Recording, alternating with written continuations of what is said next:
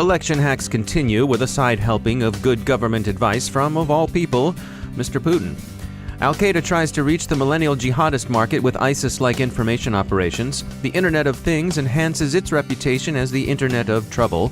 Cyber stocks see turbulence as downbeat guidance spooks speculators. Pork Explosion isn't a movie from the 70s, it's an Android backdoor. And if you really must take selfies, at least try not to do so using a misspelled app. You've been warned.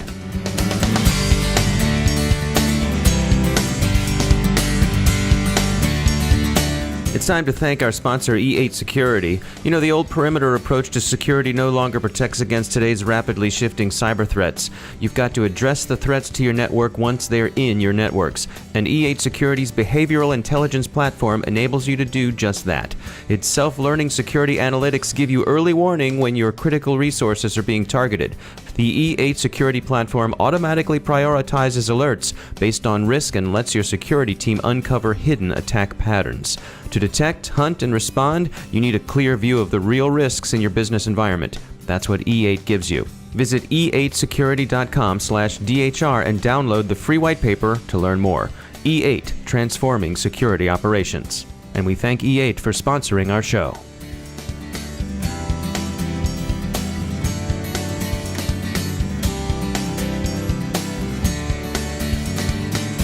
I'm Dave Bittner in Baltimore with your CyberWire summary and week in review for Friday, October 14th, 2016. The week closes as it began with the continuing story of election-related hacks in the U.S. Wednesday evening, Clinton campaign chairman John Podesta's Twitter account was hijacked to tweet, "Vote Trump." We shouldn't have to say this, but we do. It was a hack. Mr. Podesta hasn't jumped ship to Team Trump. It's since emerged that more than his Twitter account was compromised. Apparently, his iCloud account was also hacked and then wiped. This occurred some 12 hours after the latest WikiLeaks dump of predictably low-sounding emails. We repeat, no one's email has, in our experience, ever served as much of a letter of recommendation. Among the leaked emails were some that contained Mr. Podesta's password. We won't repeat it here, but we hope he's changed it by now. The FBI is said to be investigating the compromise of Podesta's accounts, along with other Democratic Party hacking incidents. Russian intelligence services remain the prime suspects. Russian President Putin shrugs continued denial, but then goes on to say that the whodunit's not important. Rather, it's the what's in it. Coming across like the good government blue-stocking few would have suspected him of being, Mr. Putin suggests that people should worry more about the dumped email's contents than they worry about how WikiLeaks got them. The unstated conclusion is that said contents ought to shock us. With all due apologies to Mr. Putin, observers are fairly well convinced that the who in this particular whodunit resides in Moscow. WikiLeaks is a convenient conduit, but unlikely to be the hackers. The Russian interest is said to lie in discrediting the U.S. political system. The White House has promised to protect U.S. interests in cyberspace, but how the U.S. will actually respond to Russian hacking remains up in the air. At week's end, more foreign policy experts and defense intellectuals are calling for that response to be vigorous. If the policy mavens have their way, the U.S. will err on the side of toughness, but sanctions still seem the likeliest response. Al-Qaeda, now clearly the junior varsity in jihad, is receiving much the same military pressure as the ISIS varsity, and Al-Qaeda is also turning to an ISIS-like campaign of online inspiration in the hopes of recouping its millennial jihadist mindshare.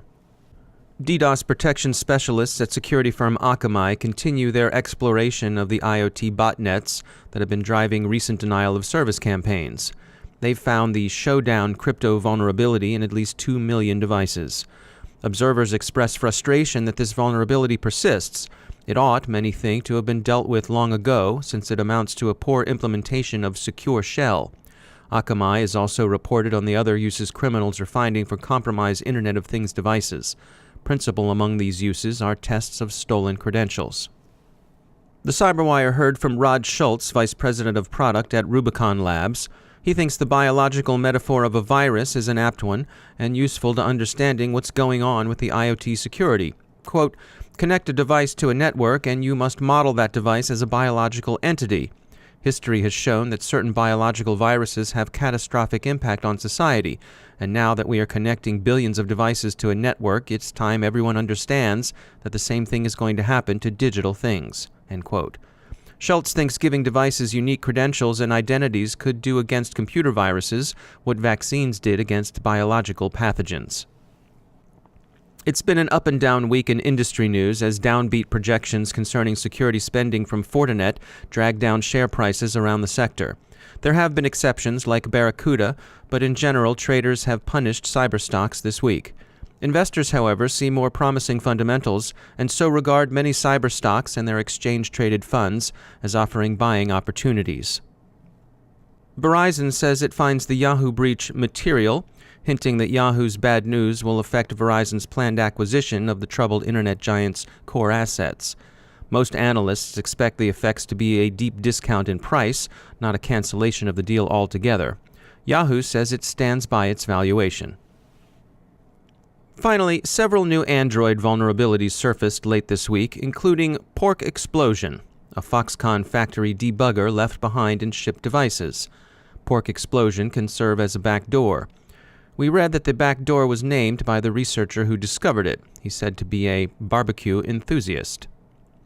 The popular 9 Android app, used to access Microsoft Exchange resources, has also been found vulnerable to man-in-the-middle exploitation, but there appears to be a fix for this one being pushed out. And selfie enthusiasts, beware. A bogus video app promises great selfies but actually delivers identity theft. Don't be taken in by it. It masquerades as an Adobe Flash Player app, but those of you who proofread your screens carefully won't be deceived. As often as not, it announces itself as Abode Flash Player. So keep it out of your digital abode and use a reputable app if you really must shoot yourself making duck lips.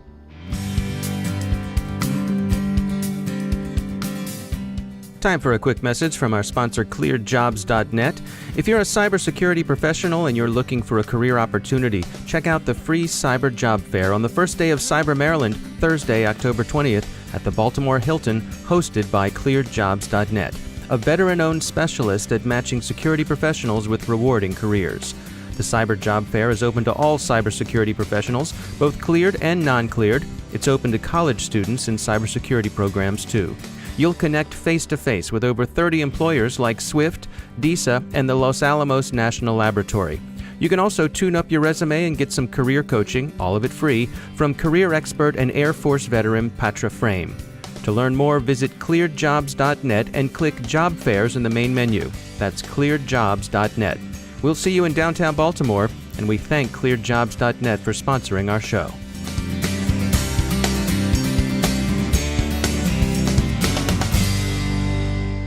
Joining me once again is Joe Kerrigan. He's from the Johns Hopkins University Information Security Institute. Joe, we got a message from a listener who heard our reporting recently about the Amazon's proactive approach to requiring people to change their passwords. Amazon went through and sort of compared passwords against known databases of passwords that had been in big breaches. Mm-hmm. And this listener said, so does that mean that Amazon has access to our passwords? I would say no. And the reason I say no is because Amazon strikes me as a company that does security right. They have a huge business from Amazon Web Services. So the way passwords are managed or stored, rather, is they're stored in what's called a hash. And you can think of a hash as a one-way encryption algorithm. Okay. So I am going to encrypt something with the hope of never decrypting it again. And there are properties of a good hashing algorithm, and one of them is that given the output from a hashing algorithm, it's very difficult to determine the input. Okay. All right. Now that doesn't seem like a very good encryption scheme because now I can't recover the data, right? Okay. And traditionally, you think of I'm going to encrypt this data because I'm going to need it later. But the way it works perfect for hashing or for encrypting passwords. So if I enter my password. And let's say my password is password123 because I like to pick passwords that are going to get me hacked immediately. Right. So I pick password123. That password goes into the hashing algorithm, and the algorithm outputs what looks like a random string of characters. Okay. But if I enter that same password again, it will output that same string of characters. I see. Okay.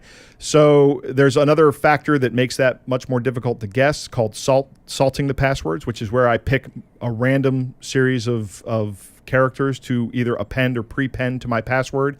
That way now, if you and I both have password 123 as our passwords, our hashes are different. Right. So I can't just go through the database and look it up. So your reader asks, does that mean that Amazon has our passwords stored?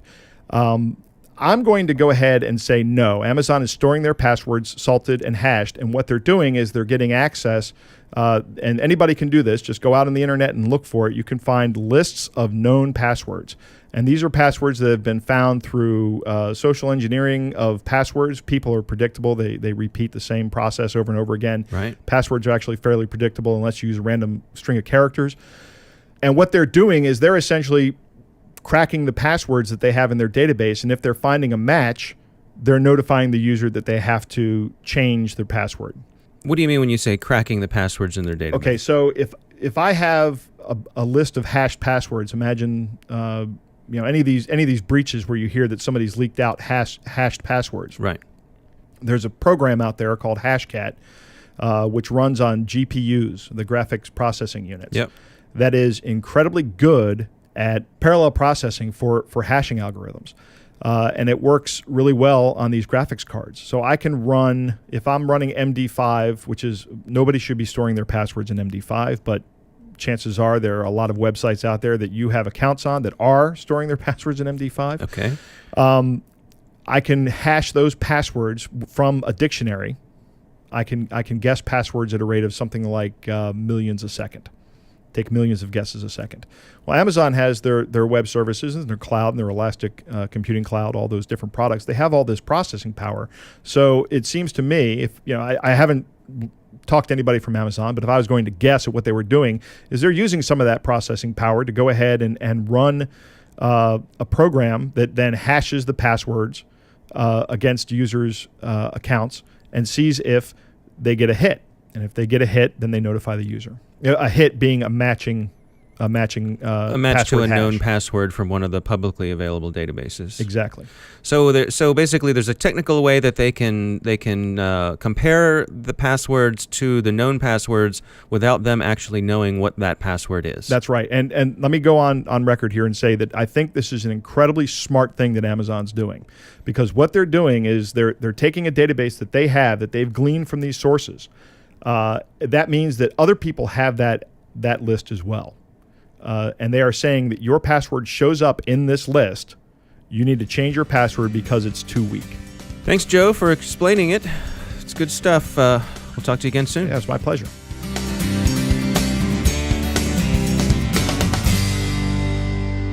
My guest today is Dave Larson. He's the COO and CTO at Carrero Network Security, a provider of inline DDoS mitigation technology.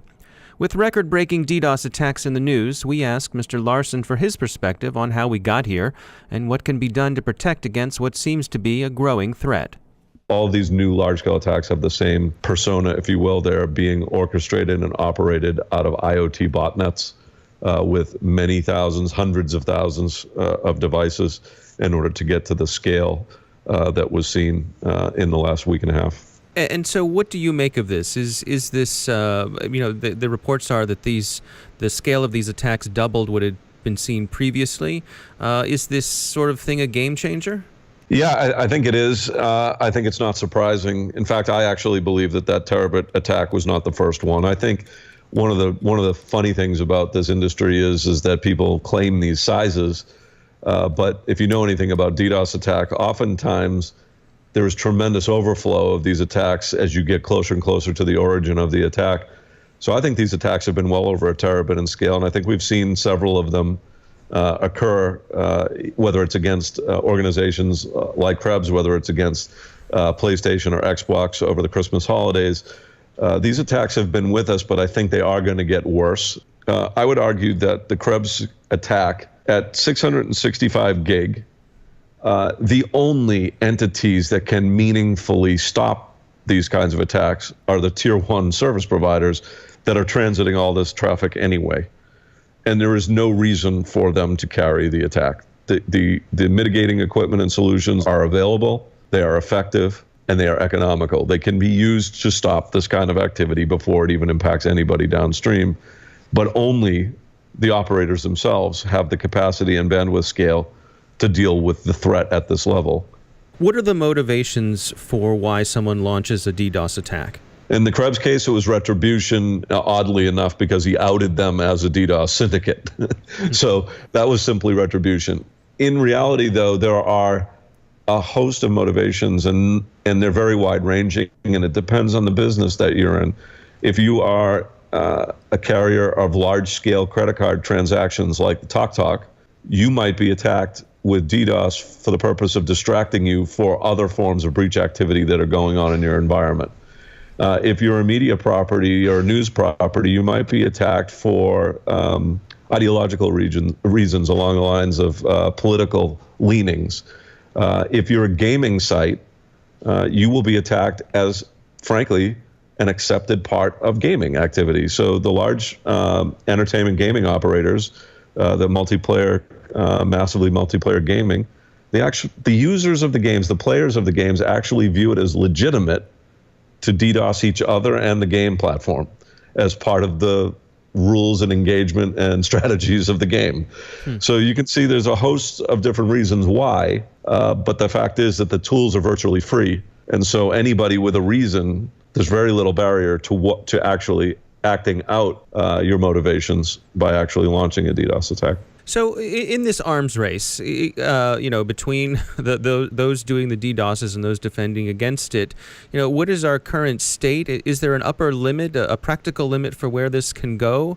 Yeah, unfortunately, we have arrived at a situation through what I would call undisciplined network architecture, or not even that, just things that we allow to ingress into our network. People have had the sense that you can always just out-capacity anything. So when in doubt, add capacity. The problem with that is that the big operators have added capacity, and now there is tremendous capacity, and there is virtually no limit to the scale and size of an attack with IoT as a backdrop. If there are billions of devices that can be incorporated into bots, then the scale is literally limitless in terms of the attack size. But there is a bright side to this. There are very, very simple things that people can do from a network operator perspective that, if implemented, would take care of much of the problem. So there is a best common practice that is defined by the Internet Engineering Task Force, the IETF, called BCP 38. BCP 38 is a best practice for ingress filtering that gets rid of spoofed IP addresses at the ingress to the operator networks. Well, if I just got rid of that problem alone, which is rampant on the internet, allowing spoofed IP addresses, there's no reason to allow it. It would cut down the amount of DDoS by at least a factor of 10, if not higher. So there are silver linings here. These large-scale attacks are starting to wreck businesses. They're starting to cause real problems for the operators, and it is my expectation that they are now going to act. So while the attackers have the upper hand now, I expect that the operators are going to start to take at least the obvious common sense measures like BCP 38 to start getting rid of much of the spoof IP attack that takes place in DDoS. If you're an end user and you're connecting to a carrier, ask them what their DDoS SLA is. Because I think what you'll find is that most of the time the DDoS SLA is, well, if you come under attack, we promise that we'll start to do something in 20 or 30 minutes. In the modern internet, that's not acceptable. Many of the tier 2 and 3 operators are now adopting capability. Google clearly has the capability of dealing with instantaneous mitigation, automatic mitigation. There is no reason to suffer DDoS. The technology exists, the capability exists, and certainly the bandwidth capacity is there. You just need to choose providers that are willing to give you a solution that will protect you from the problem. That's Dave Larson from Carrero Network Security. And that's the CyberWire. Thanks to our sponsors who make the CyberWire possible. I want to remind you all to check out the Grumpy Old Geeks podcast, where I join Jason and Brian for what is quite often a colorful review of the week's cybersecurity news. We do have ourselves a good time. You can find Grumpy Old Geeks wherever the finest podcasts are available. The CyberWire podcast is produced by Pratt Street Media. The editor is John Petrick, our social media editor is Jennifer Iben, and our technical editor is Chris Russell. Our executive editor is Peter Kilpie, and I'm Dave Bittner. Have a great weekend, everybody.